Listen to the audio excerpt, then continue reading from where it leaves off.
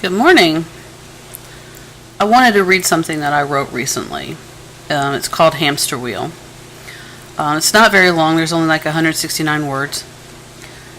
And it's the start of a much bigger piece. But I wanted to share this with you because I think a lot of us can relate.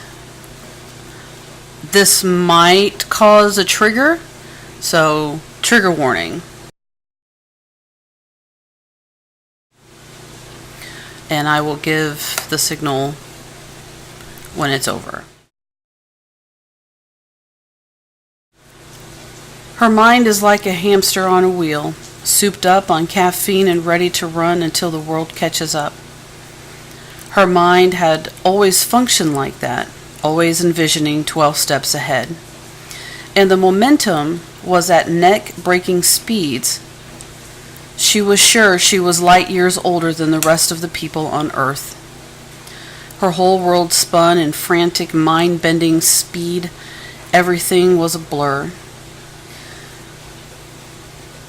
She often wondered what it would be like to stop, to come to a full stop in the midst of a thought, those numerous and constant thoughts. I have an idea she must have said those words trillions of times in her life. I have an idea that will help me get better, that will help us get ahead, that will, something that is different than what is real right now. How was she to know she was on a hamster wheel, running the same space in the same direction without a real end? I think a lot of us at times feel that our minds are just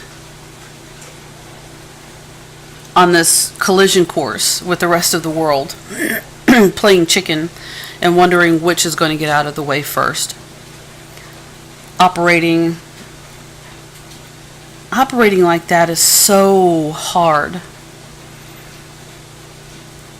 Constantly, it's called hypervigilant, and oftentimes it's also called a manic mood, where you're constantly, you can't hold a thought in your mind. You can't hold a single thought in your mind, and it's just a constant, and it's exhausting. But the funny thing is that when your mind starts to go like that, it's almost impossible to stop it, which means it's also almost impossible to get to the next point, to get to the next moment in time, to get to the next action that you need to take, like go outside, get groceries, put the groceries away, cook dinner, take a shower, get ready for bed, brush your teeth, that kind of thing. When your mind is at this constant moment of thrusting forward, it's almost impossible to do anything else but just sit and think. I've had problems like that my whole life, and I know it's not just me, it's my system too. And because of that, I have to force myself to refocus. So I do research, and that's where I get my mind to just kind of come back to one single thought. And I have to keep coming up with new projects. So right now, for instance, right now I am studying on how to build a gaming PC. I want to develop indie games, and so I also want to learn how to make Android games. So I have to constantly come up with different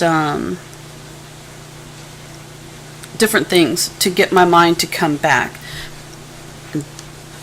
I think, at least in my opinion and in my experience, this is a very, very important thing to do.